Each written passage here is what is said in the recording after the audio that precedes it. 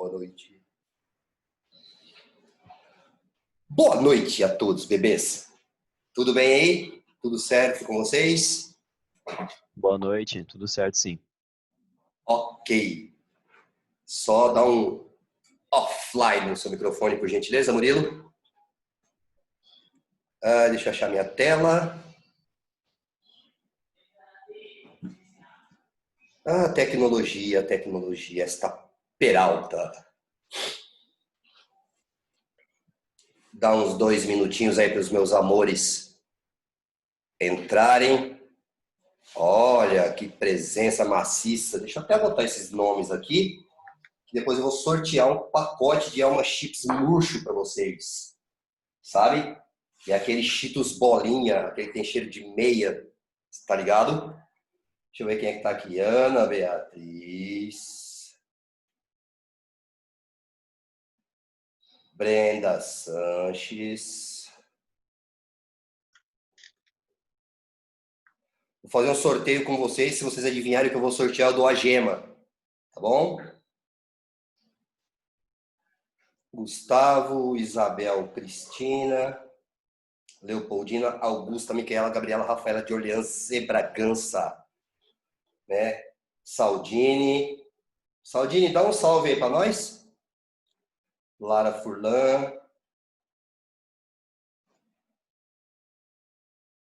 Laura Costa, e hoje com uma participação mais que especial, né? Gente, o Gabriel tá correndo aqui para falar com vocês, mandando beijo para vocês, tá com saudade de vocês. A Júlia tá aqui, vem cá, Júlia, dá um oi para eles. Não, eu não sei. Você tá muito feia, eu sou muito feio. E aí? Bom, meu pai, quem que mandou aqui? Mensagens de quem? Isabela Saldinho, um salve para todos. Já foram ver meu vídeo no Insta sobre desacúmulo de matéria? Fui, tá muito legal. Tá bem legal. Eu só queria saber aquela coreografia que você tá fazendo assim. Eu vou fazer aquilo também na aula. Tá bom? Mas ficou legal, Isa. Ficou bem legal. Gostei da iniciativa, parabéns. Ok? Quem gostou do vídeo da Isa, recomenda para os amigos. Quem não gostou, recomenda para os inimigos. Tá bom, pessoal? Agora vamos parar de enrolar vocês. Vamos falar de coisas importantes. Vamos falar de literatura, né? Para que serve a literatura? Vocês eu não sei, eu pago minhas contas com ela. Tá bom? Estou tentando minimizar a tela, ela não aceita. DS que ela não aceita. Fechei! Sensacional. Vamos lá, bebês do tio Melésio, né? Hoje nós vamos falar sobre arcadismo, né? Nós tivemos aí uma aula sobre trovadorismo, né? Nós tivemos Gil Vicente, humanismo, nós tivemos o classicismo, o glorioso Luiz Vaz de Camões, o grande vate português, enxergava mais com olho só do que nós todos com três. Depois barroco, nós vimos Padre Vieira, Gregório de Matos e Guerra, vimos as características do barroco. Agora nós vamos ver arcadismo, né? Gente, eu sempre vou bater na mesma tecla, que é aquela tecla daquela senoidal que o tio Melésio desenhou na primeira aula, na segunda ou na terceira, por aí, uma dessas aulas. Né? Criação, apogeu, declínio, fase de transição, surgimento de uma nova estética. Aqui estamos nós com o arcadismo. Né? Então, veja só, nós viemos do... Vamos voltar só um pouquinho, né? 2 séculos, 200 anos. Né? Século XVI, nós temos lá o classicismo, nós temos os valores clássicos greco-latinos, os valores romanos, os valores gregos, né? A beleza, o belo, a estética, o bom. E temos a visão antropocêntrica de mundo. Né? Vem o barroco contra a reforma, não sei o que, visão teocêntrica, aquela coisa pesada, né? Aquela coisa punk, né? A dualidade, homem, anjo, demônio, salvação, pecado, uma fusarca, uma anarquia.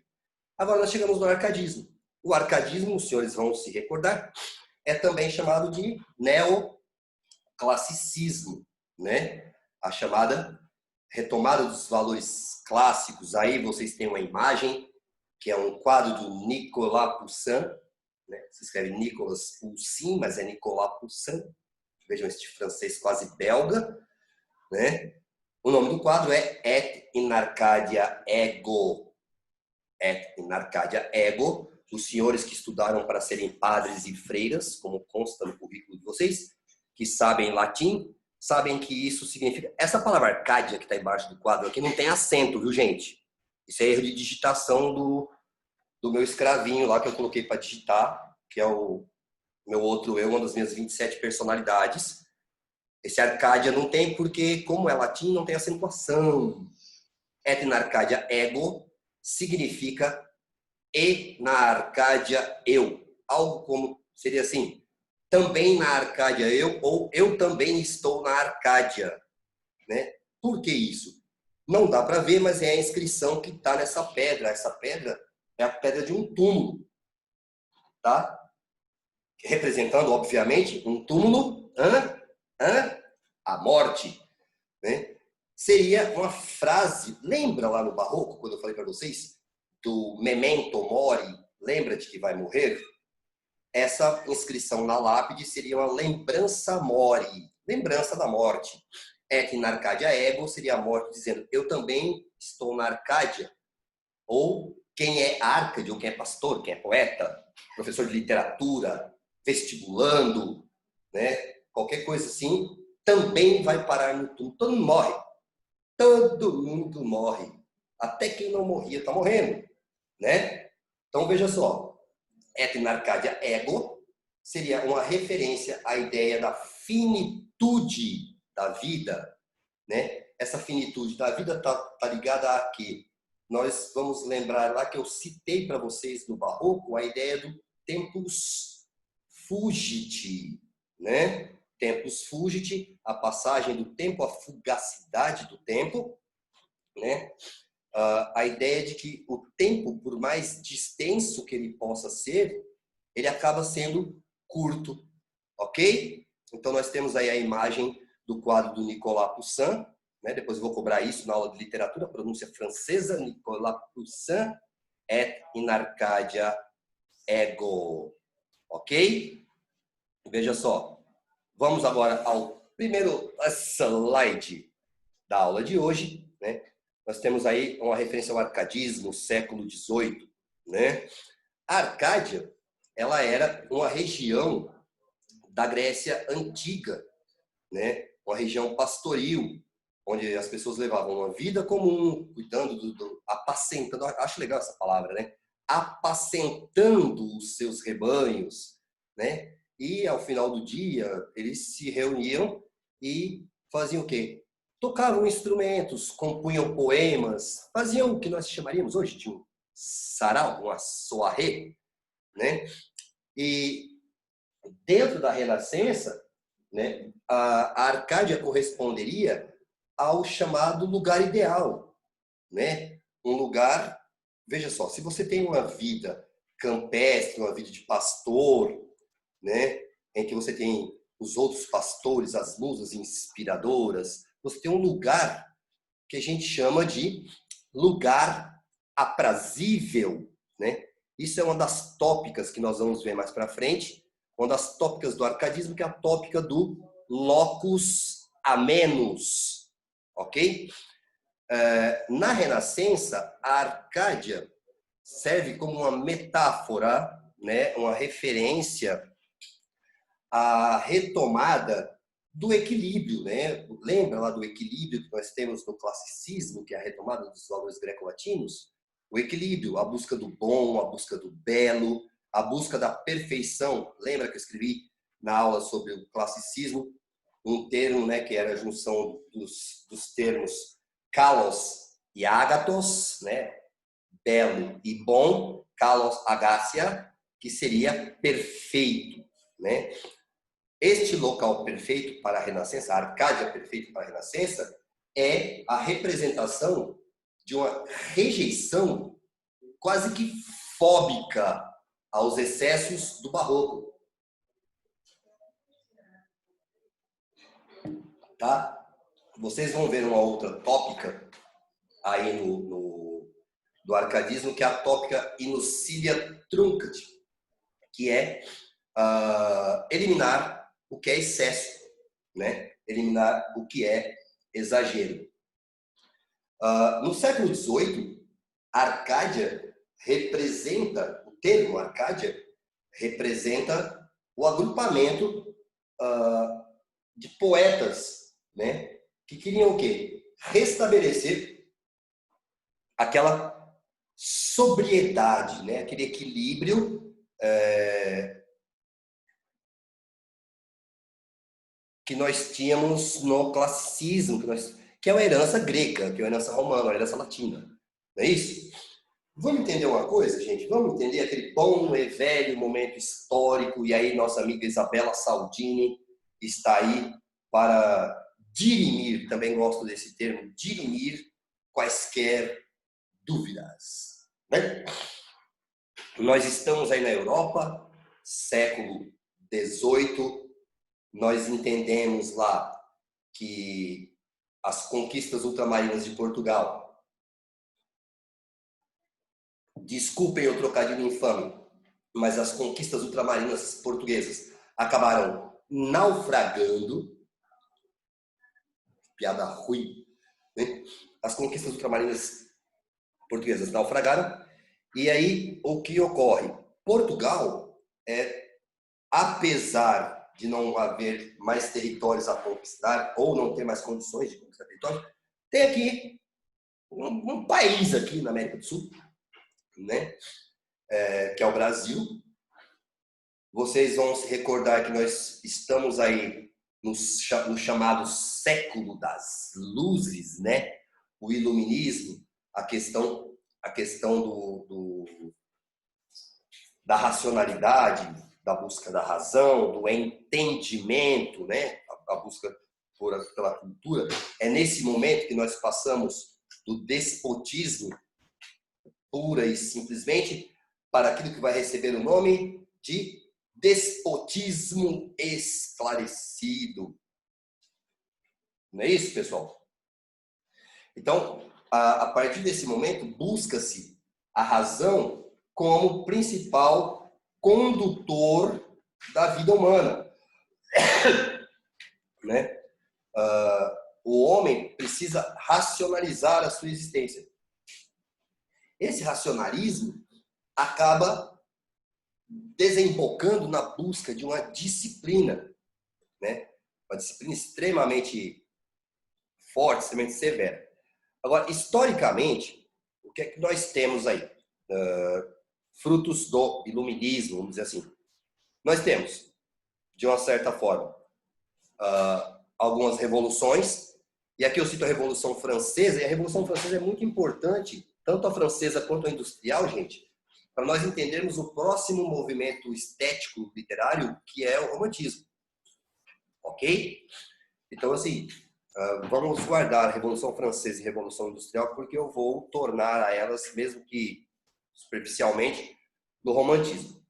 Né? Nós temos a Revolução Francesa e a Revolução Industrial. Olha, vamos deixar a Revolução Francesa de lado, eu só citei porque é um movimento extremamente relevante, mas o que nos interessa aqui é a Revolução Industrial. Né?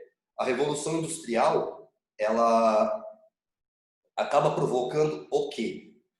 Nós temos lá surgimento, vamos grosso modo lá, de novo, não é minha área, história não é minha área, mas vamos lá. A Revolução Industrial, você tem lá o tear mecânico, as máquinas a vapor, a produção em larga escala, não é como é hoje, claro, obviamente, não estamos falando de Fordismo, Toyotismo, essas coisas, né? Mas isso acaba provocando, é curioso isso, porque num momento você provoca um êxodo rural, se é que cabe o termo, e as pessoas passam aí para as cidades em busca de trabalho, né? E isso provoca um inchaço, né, nos centros, nas cidades. Esse inchaço é uma coisa... Eu acho isso muito curioso, mesmo fazendo esse tempo que a gente estuda isso, você reparar como um momento histórico, um momento de políticas e tudo mais, interfere e se reflete na arte, né? Violentamente.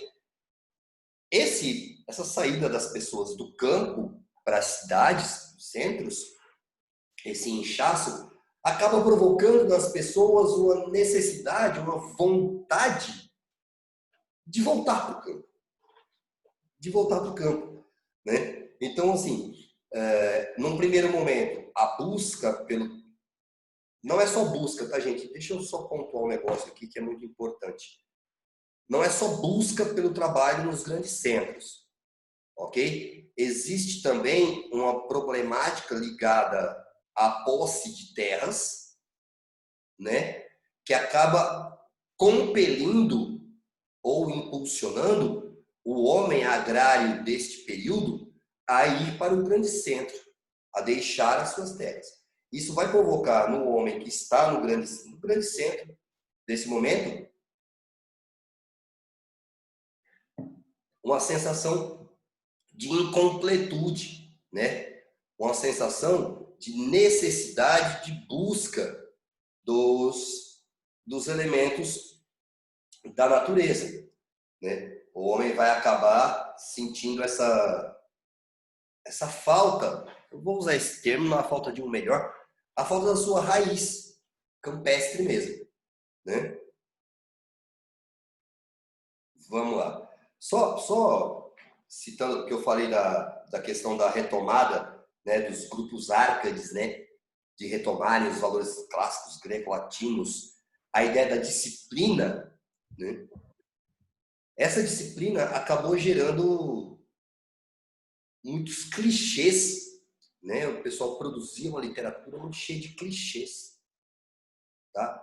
Os lugares comuns que a gente conhece, né? Lógico que depois, com o passar do tempo, isso foi se depurando, foi se refinando. Perdão, foi se depurando, se refinando. E aí nós temos, como numa peneira mesmo, né? Nós temos o surgimento de uma poesia árcade mais refinada, né? Olha lá. Deixa eu só voltar o slide anterior, porque eu não comentei essa figura. Isso é a figura de um sátiro, né? Vamos lembrar, o sátiro é uma figura mitológica, tá? Tem o corpo, o torso de homem, mas tem chifres, tem patas de bode, de carneiro, essas coisas. O sátiro mais conhecido provavelmente é Pan, uma divindade, né, que é o senhor dos bosques e tudo mais. Curiosidades curiosas do tio Melésio. Existe uma lenda, né, um mito de que as pessoas, quando entravam na floresta, nos bosques à noite, eles sentiam muito medo, né? E esse medo era provocado pelo deus Pan.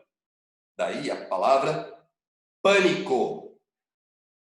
É um sentimento pânico, sentimento provocado por Pan, ok? Figura do sátiro, tá ok? Só para comentar. É uma obra que se chama O Sátiro Camponês, do Jordan, ok? Ai, meu Deus. Eu e a tecnologia. Ok. Aqui nós temos alguns elementos.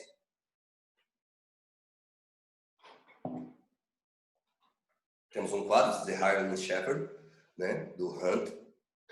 Nós temos elementos que constituem, que são fundamentais, né, vamos entender assim, dentro da construção da poesia árcade. Nós temos os 3 primeiros temas aí em cima, né, pastoralismo, bucolismo e mimesis. Como eu falei para vocês, a necessidade que o homem sente do seu retorno ao campo vai aparecer no arcadismo. Vamos lembrar que a Arcádia é a região da Grécia onde havia os pastores tocando instrumentos, compondo poemas, se reunindo, né? Então, uma das características é o pastoralismo, né? Não obrigatoriamente o exercício de ser pastor e tudo mais, né? Mas uma das coisas que os poetas árcades faziam era assumir identidades pastoris. Então ele tinha o nome dele, o nome comum dele, né? E tinha o seu nome de pastor. Nós vamos ver aqui mais para frente. E esse elogio da vida simples, da vida modesta ligada ao campo, né? Tendo ali o seu rebanho, a sua musa inspiradora, o pouco para que se possa sobreviver. Isso é o pastoralismo, ok? Temos também o conceito de bucolismo. Bucólico, é tudo que se refere ao campo, né? É uma derivação do, não sei se do grego, do latim, que a raiz etimológica é a mesma raiz etimológica de boi, tá? Então, o bucolismo, o elogio da vida no campo, né? Olha só, olha essa imagem. Bucólica, pastoril. Olha lá o rebanho, né? As árvores, o riacho, as flores, a musa inspiradora e o poeta, perdão, o pastor sendo inconveniente, né? É como se ele estivesse na balada, pegando no braço da mina. E aí, vamos conversar, mano, né? Me dá seu celular, me passa seu zap. Vamos conversar pelo zap, que aqui é ruim, né? Aí, a postura do cidadão, né? Então, repare que este quadro, ele é absurdamente bucólico. Bucolismo. Retomando o conceito de bucolismo. O elogio da vida no campo. Então, veja bem. Eu vivo na cidade, né? Na cidade aí. Nossa, minha voz está nasal.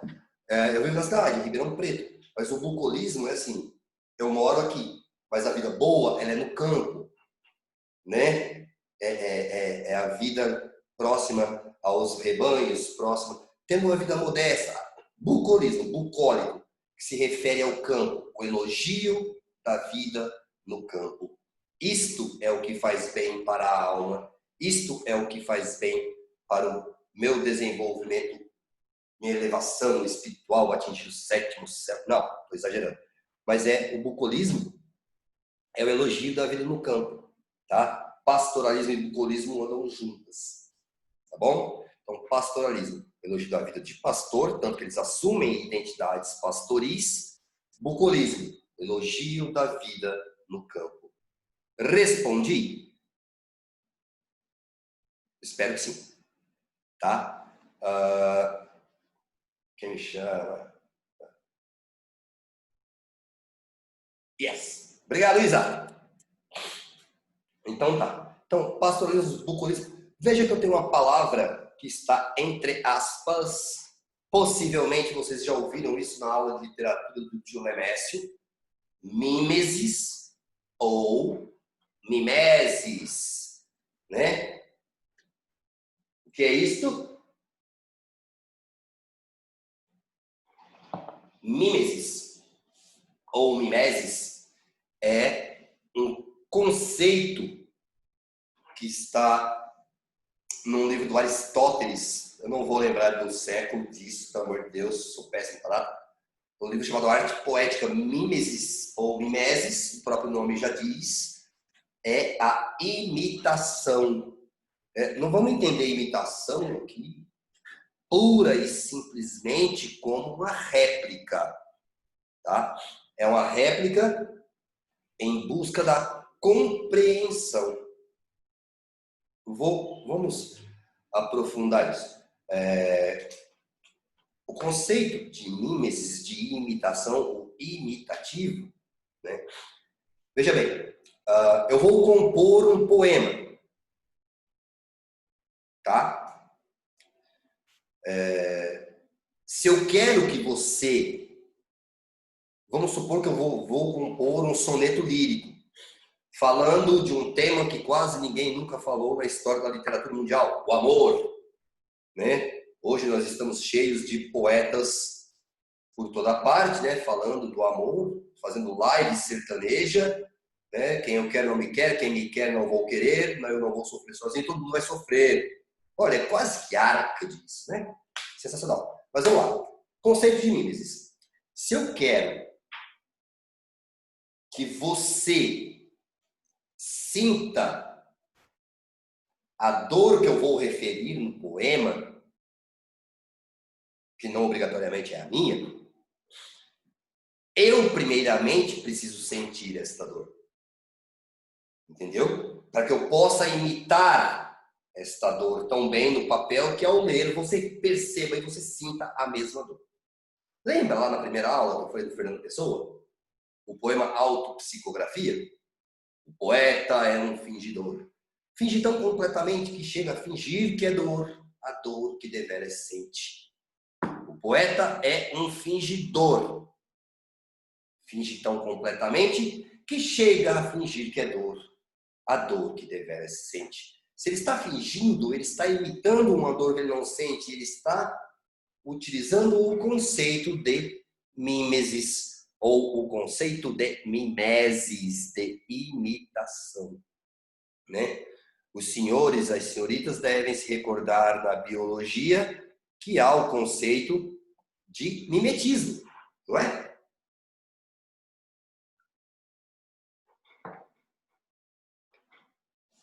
Qual é o conceito de mimetismo? Não são os seres que conseguem imitar o seu derredor, né? Fundamentalmente, o elemento, o camaleão, né? O camaleão, ele capta e reproduz o seu redor por uma questão de camuflagem, para se esconder. Mimetismo, não é esse o conceito de mimetismo? Ficaram claros esses três conceitos: é pastoralismo, bucolismo e mimesis, né? Nós temos aí abaixo os chamados lemas Árcades, tá? Deixa eu explicar uma coisa. O último de baixo, Tempus Fugit, eu andei reparando em alguns materiais, ele não aparece como lema, tá? Esses lemas, eles também, a gente costuma dizer que eles são lemas e temas. Perdão. E temas Árcades. Por quê? Aí estão em 6. Então, por favor, eu vou pedir que vocês considerem como fundamentais ou como os tradicionais, os que aparecem mais recorrentemente nos materiais de literatura, os 5 primeiros: Fugere Urbem, Locus Amenus, Carpe Diem, Aurea Me... eu vou chegar em casa, vou pegar minha 26ª personalidade. Errou um monte de coisa na digitação. Não é Aurea Medicritas, não é Mediocritas. Corrigir slide. Tá. Então, ó, Fugere Urbem, Locus Amenus, Carpe Diem, Aurea Mediocritas e Inuncilia Truncat. Esses são os 5 lemas Árcades que recorrentemente aparecem nos materiais de literatura. Eu acrescentei o Tempus Fugit. Por quê? Porque ele também aparece na produção artística, ele aparece na produção poética, mas eu não sei, vou até tirar essa dúvida, porque o Tempus Fugit não aparece, como lema efetivo, né, dos lemas Árcades. Tempus Fugit. Ok. Vamos lá. Os senhores já devem, possivelmente, ter visto esses lemas, né? Mas não custa a gente retomar o que são esses conceitos, né? Vamos lá. O primeiro lema é... O Gabi está dando tchau para vocês, viu, gente? O primeiro lema, Fugere Urbem, né? Vocês vão se recordar que eu acabei de falar da necessidade que o homem sente de voltar para o campo, né? De sair do centro urbano, aquela vida... Eu fico imaginando como devia ser a vida conturbada do século XVIII, né? 1700 e guaraná com rolha, do que eles deveriam considerar de vida conturbada. E aí, a vida no campo. Então, o primeiro lema que eu coloco é sempre... Eu coloco nessa ordem porque, para mim, ficou muito fácil de aprender essa ordem, né? Eu tentei fazer um encadeamento lógico, né? Fugere urbem, fugere, fugir, urbem, urbanidade, cidades. Fugir das cidades. Sair desta loucura que é Vila Rica, em 1700 e alguma coisa, e vou mais para o meio do mato. Então, assim, é fugere urbem, sair dos grandes centros. Sair dali. Né? Uma coisa curiosa, semana passada eu comentei na aula sobre barroco, das coincidências históricas, né? Apesar de que eu não acredite em coincidências,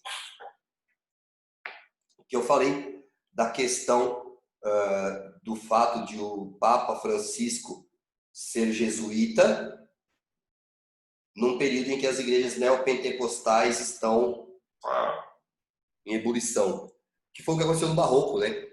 A reforma luterana, né? A ruptura com a igreja católica, o surgimento de uma igreja que não era católica, e a força naquele período da contra-reforma que foi dos jesuítas. Eu estou falando isso porque Fugere Urbem, recentemente conversando com muitos amigos meus, eu tenho reparado uma necessidade que as pessoas têm de falar assim, se eu pudesse eu mudava para o meio do mato. Eu estava conversando com uma pessoa muito próxima a mim, 2 dias atrás, e ela falou exatamente isso, cara. Morava em São Paulo, depois fui morar na região da Grande São Paulo, que era mais tranquilo, vim para Ribeirão Preto, daqui é para o meio do mato. E ela só comprar uma caverna. Né? Então, Fugere Urbem. A necessidade de sair do centro urbano em busca do campestre, né? do bucólico. Ok?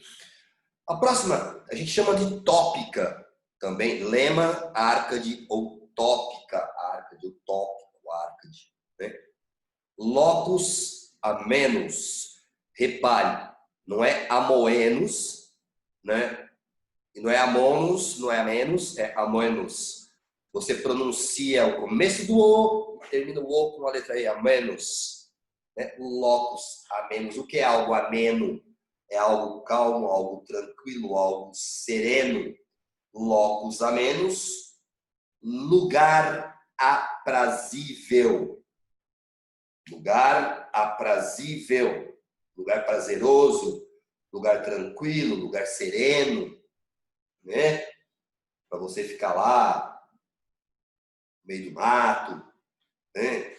Acorda de manhã com as galinhas, né? Vai lá, toma seu café feito ao fogão a lenha, com um bolo de fubá, come uns pão de queijo, vai para a roça, volta na hora do almoço, come um frango caipira, né?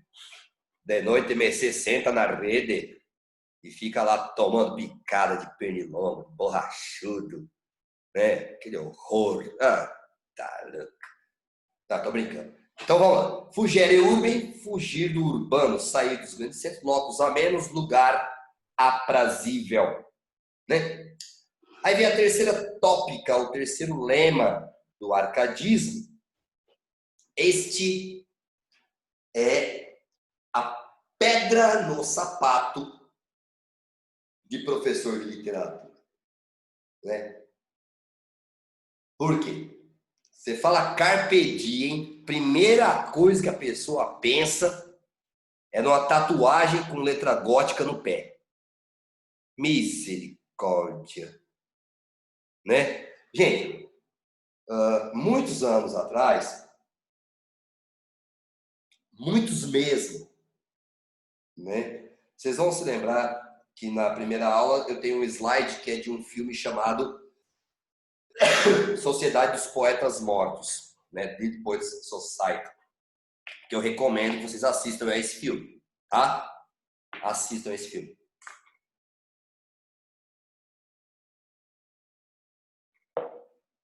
Quando esse filme foi lançado, foi uma lástima. foi um Deus nos acuda. Porque no filme o professor John Keating, ele cita a tópica do Carpe Diem, né? Oh, minha Nossa Senhora do Perpétuo Socorro. Para todo canto que você ia, tinha um lazarento Carpe Diem. Carpe Diem. Sabe? É igual os good vibes. Tá? Good vibes. Namastê. Gratidão. Né? Só um minutinho, gente. Quem me chama? Aproveite o dia. Como é que a gente aproveita o dia, Saldini? Com corote sabores. Né? Deus me defenda, que horror. Né? Carpe diem. Então vamos lá. E isso me deixou emputecido, é o termo da época. Porque apesar de que no período do filme eu não era professor de literatura, eu era apenas um jovem de 20 anos, eu sabia que aquilo ali, alguma coisa me dizia que aquele carpe diem que todo mundo falava estava descontextualizado. Hoje eu sei que estava descontextualizado. Na época eu acho que eu nem conhecia essa palavra. Tá? Então, assim, tudo era carpe diem. É que nem hoje. Gratidão, é que nem good vibes, namas crazy. Né? O maluco que habita em mim saúda o maluco que habita em você, namas crazy. Eu não tenho nada contra quem é good vibes. Tá? Não tenho nada contra os namastê da vida. Até porque eu tento ser uma pessoa melhor. Mas não deixam. Né?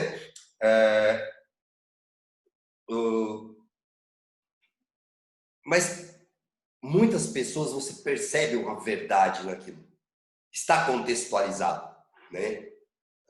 Tenho amigos meus que são budistas, que praticam yoga, os caras são igual o Darth Vader de Star Wars, os caras dominam a força, sabe? E esse pessoal tem o contexto do Namastê, de ser good vibes. Agora, você falar da boca para fora fica uma coisa muito complicada. Foi o que aconteceu com o conceito de carpe diem. Carpe diem. Carpe é a raiz etimológica do verbo carpir. Raiz, carpir. Minhas piadas estão ficando péssimas, piores do que elas já são. É a quarentena, viu, gente? Perdoa esse pobre professor velho. Carpe é a raiz etimológica do verbo carpir, colher, né? Diem, dia aí, essa forma latina tá, é a forma de substantivo, carpe diem, colha o dia. Colher no sentido de usufruir, né? Então, assim, mas eu posso, professor, usufruir. Olha, o meu clock tá me avisando que falta pouco mais de um minuto, tá? Se cair a aula, tem mais um ou dois módulos em seguida, eu vou dar 2, 3 minutos para a gente encher o copinho de água, ok? Espero que vocês tenham um êxito nos vestibulares de vocês. Eu vou dar 3 minutinhos aí, 2, 3 minutinhos para a gente encher os copinhos de água, pegar um café, né? Um corote sabores, daquele azul, né? Então, assim, carpe diem é colher o dia no sentido de usufruir, tá? Murilo, assim que for começar a aula, eu vou dar o iniciar. Eu não sei se eu acho que é o mesmo link. Creio que seja o mesmo link, sim. Tá bom? Então, carpe diem é colher o dia no sentido de usufruir. Eu vou voltar ao carpe diem porque a aula vai ser encerrada, tá? O usufruir aqui, gente, não é só ter um bom dia, né? Fazer o que é mais importante do que ter é fazer um bom dia. Existem algumas outras implicações que no próximo módulo eu volto aqui desse carpe diem para poder explanar para vocês, tá? Tem alguém aí falando mal de mim, tá?